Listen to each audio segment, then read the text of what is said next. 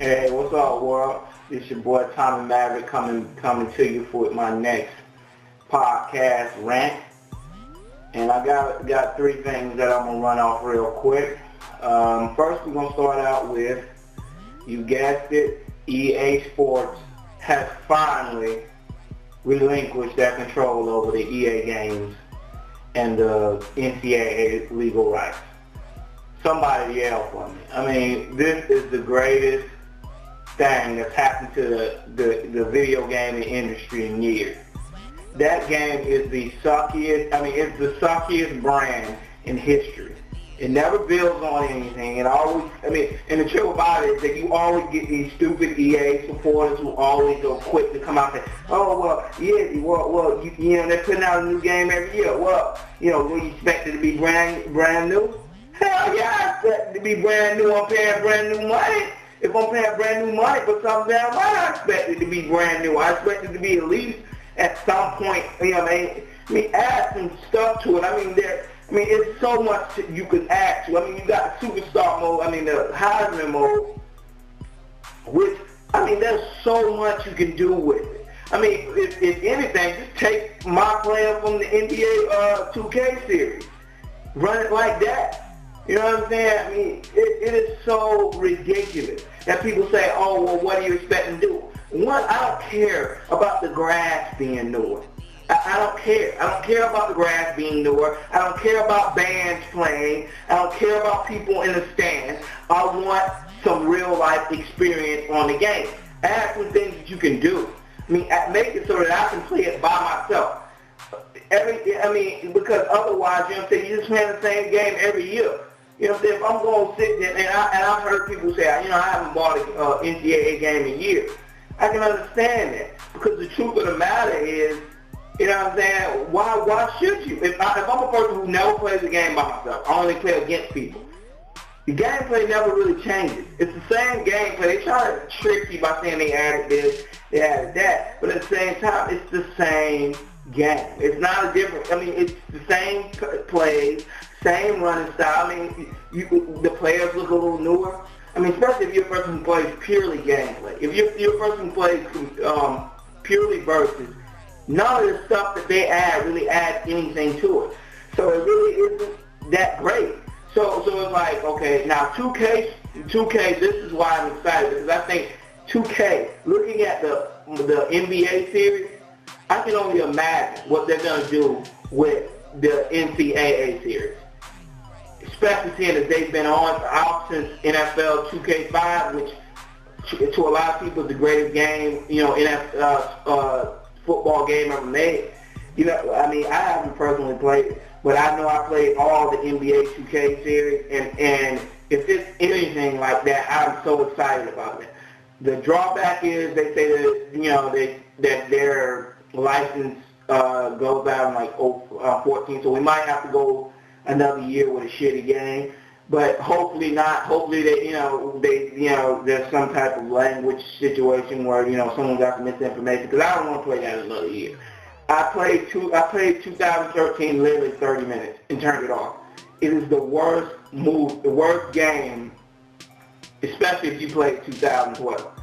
It adds absolutely nothing. Now, if I'm someone who hasn't played since, you have to go back at least to 2009. Then maybe if I just got 2012, it's like, wow. But if I played it in 2012 and 11, I get it every year. I don't keep it, but I don't know why. But I just have to think, me being a former football player and the whole nine, I just need to play it. It's kind of thing with me. So I get it every year, but definitely never worth the money. It's a rip-off, and they don't care anything. But that's normal, big business, big guy, big tycoon. Once they get what they need to do, it's not so much about making the product, good for the consumer. It's more about keeping their dominance over the smaller brand.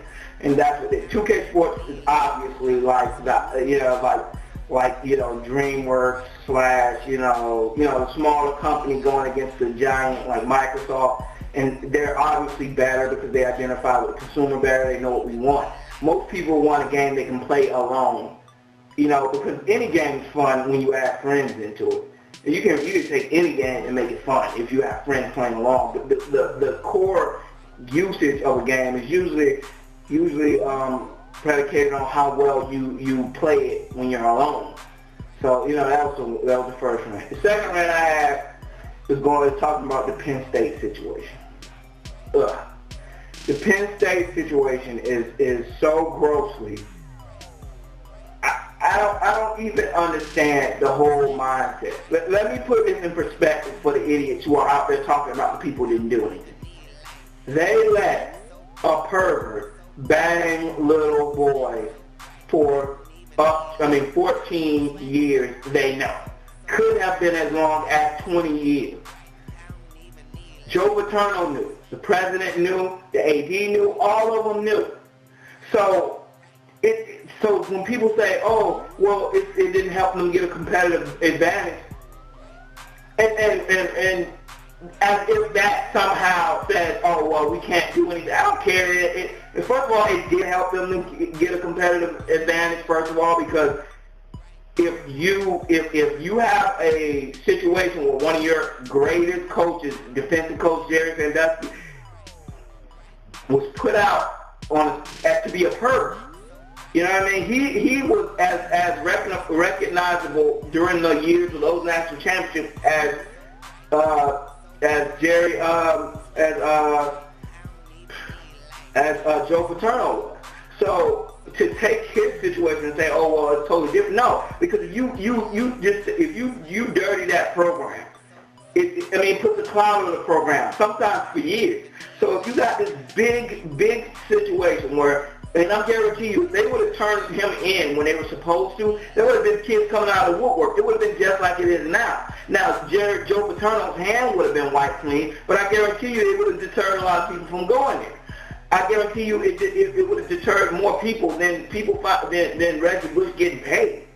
You know what I mean? A lot of kids are not, it gives kids a competitive, it gives USC a competitive advantage in the fact that it brings kids in, but the fact that they kept it quiet is because they knew it would have been bad for the program. People recruits wouldn't have been wanting to go there. It would tarnish their reputation as being this wholesome school. So to say that they didn't get a competitive advantage is not necessarily true, because they did. Because by not taking on that disadvantage, they helped their football program. And not to mention, he used kids to bring kids in. He used the prestige of the university to lure kids in, taking them to games, and one kid even said that the reason why he didn't tell his parents was because he thought that if he did, he wouldn't be able to go to the games and see the players again. So obviously it was a big part of that. So to say that is absent of the actual point is ridiculous. The NCAA had every right to bring the hammer down on them because they deserved everything they got. I thought, you know what I'm saying, to me, it was a perfect thing. It was a perfect resolution to the situation. One, the death penalty, I understand. I've never been a person who really cares about a vendor who says, oh, well, what about the businesses who thrive on the football team? Well, that's their problem. When I start a business, I don't start a business you start a business because you think it's a good idea. You don't start a business and then hook it to someone else. Then you need to be a better business owner, because you should be connecting your business to a football team anyway. So I don't care that they're hurt. They should have made better plans than to attack your whole livelihood on a football team. It doesn't even make sense. I shouldn't punish you because people who decide to be latch on to the program and try to make money off kids while they're going to football games. Now you won't be able to do that. I don't care. Get a normal job. I really don't care about that as much. But as far as the students who are there and they want to go see a game, I feel like that was a good idea. They still have football games. Kids still get to go out, still get to see their team compete, and so that's what I care more about, the student body, because they're not going to transfer because of a football team. They're at Penn State because Penn State is great, and it's a great school and the whole nine. So they're going to, hopefully they'll get that under control, because those kids don't deserve to be punished for that. You know, it's really just, you know, sad that, you know, that whole situation, you know, happened, but it's there, and now they're moving forward, and I think it was a great idea to, you know, give him that. As far as the wins, perfect punishment for Joe Paterno. You can't hurt Joe Paterno right now, you know, and that's all due respect to him, you know, as a person. Everybody makes mistakes. I'm not, and people who try to vilify him, I don't understand that, because the guy, he obviously knew what it's not like he said, oh, Jerry, keep raping little boys, we're going to do this. It was an old friend, and he saw a friend who was really messed up. And his situation was, let me go to this guy, try to see if I can reach out to him and help him first. If I can't help him, then we go to the cops with the whole situation. And yeah, it's wrong in the fact that he tried to make a guy who was guilty of heinous crimes. You know, he tried to help him escape punishment for, you know, in the due process for doing those crimes. Yeah, but that doesn't vilify him to me. I think it was a bad choice. It was a bad decision that he tried. And I know a lot of people who probably would do that for a friend, a person that they've known for years, a person that they just couldn't imagine. And there's no indication that Joe Paterno knew how deep this situation was and how bad it was. He had one report in '98 and then another report where he said if the guy didn't go get help, he was going to take him if the guy didn't get help, he was going to turn him over to the authorities. That is understandable. You know, I mean, it's so bad, but it's a human element to it. It's not so heinous that the guy just needs to be, you know, vilified the way that they're vilifying him. But still, I think it was the perfect punishment. You can't hurt him physically. You can't do anything to him, you know, legally. So the best, his legacy is all he has right now. And to take those wins away and strike him, that is the perfect punishment for him, because that is the punishment he gets for making that mistake. And that is totally understandable. That's the perfect. The money, I thought I mean, $60 million, like 1 year revenue. I don't think that hurts the people that really I feel are the most culpable in the whole situation, because you're the president, the AD of the situation. You shouldn't be listening to Joe Paterno. That is the person who doesn't know, who is the person that's making the big mistake. If my child, if my child does something wrong, and I'm being the parent, I'm the one that's supposed to make that decision. So if my child tells me, Dad, you know, my friend stole something from the cops and he's hiding it in your house, you know what I mean? And I turn to my kid and my kid say, but don't tell anybody. And I say, okay. Then the onus, after the whole situation is over, the onus comes back to me, because I'm the adult. I'm the one that is in charge of the situation. So the people who are over Joe Paterno are really the ones in charge of the situation, because if they make the decision, Joe Paterno's opinion on the situation is a moot point. Is a mute point, because nobody cares, because they're making the decision.